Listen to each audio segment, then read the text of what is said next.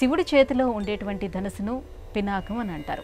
అయితే జనక మహారాజు సభలో కూడా శ్రీరాముడు శివధనుసును విరిచాడు అని అంటారు. ఈ రెండు ధనుసులు కూడా ఒకటేనంటారా, వేరువేరా? శివుడికి పినాకపాణి అనే పేరు అందుకోసం వచ్చింది. పాణి అంటే చెయ్యి కదా. పినాకపాణి అంటే ఎప్పుడూ తన చేతిలో పినాకము అనే ధనుస్సును ధరించినవాడు. ఈ ధనుస్సు ఉపయోగించి యుద్ధాలు చేశాడు, శత్రు సంహారం చేశాడు పరమేశ్వరుడు అని శివపురాణంలోని కొన్ని కథలు మనకి చెప్తున్నాయి. ప్రత్యేకమైన సందర్భాల్లో మేరు పర్వతం లాంటి వాటిని విల్లుగా కూడా చేసుకున్నాడు. కానీ ఎప్పుడు ఉండేది పినాకం అనే పాణి. పినాకం అనే ధనుస్సు పాణిలో ఉంది, అందుకని పినాకపాణి అయ్యాడు ఆయన. మరి రాముడు శివధనుస్సు విరిచాడు, ఎక్కుపెట్టాడు, ఎక్కుపెడితే విరిగిపోయింది.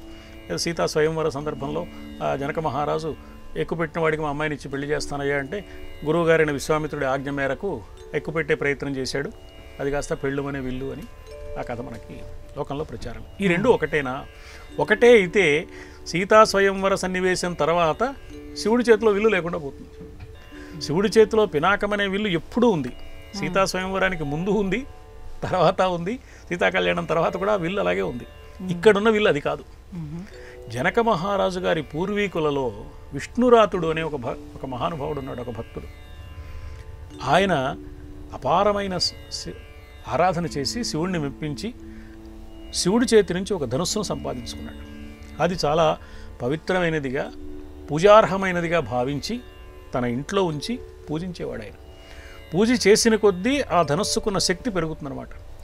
కేవలం ధనుస్సు అంటే మారణాయుధం అనే ఒక వస్తువు కాకుండా ఒక ఆరాధనా సంబంధమైన ఒక శక్తి కేంద్రంగా దాన్ని ఆ జనక మహారాజు వంశీయులందరూ భావించారు.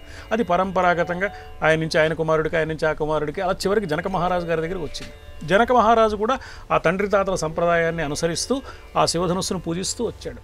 ఈ కథ అంతా ఆ శివధనుస్సు వృత్తాంతం అంతా వివరిస్తాడు.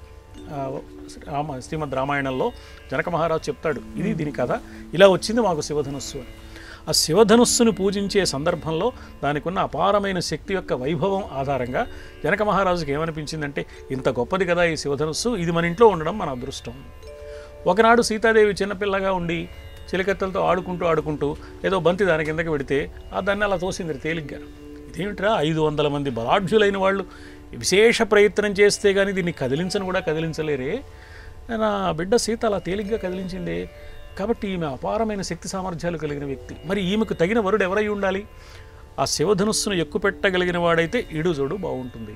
ఈ సామర్థ్యానికి అంతే సామర్థ్యం కలిగిన వరుడు ఉండాలి, కానీ ఏదో చేతగాని వాడైతే అలా సరిపోతుంది, దాంపత్యం బాగుండాలి కదా అని ఆలోచించి ఆయన ఈ నియమం పెట్టాడు.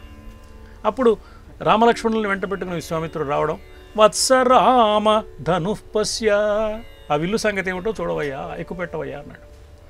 రాముడు ఎక్కుపెట్టాడు, అది కాస్త విరిగిపోయింది, శివధనుర్భంగం జరిగింది. ఈ శివధనుస్సు ఎప్పుడూ పరమేశ్వరుడి చేతిలో ఉండే పినాకం కాదు. ఆ పినాకం అనే ధనుస్సు ఎప్పుడు ఆయన దగ్గరే ఉంది, ఆ విల్లు అక్కడే ఉంది. ఈ శివుడి విల్లు వేరు.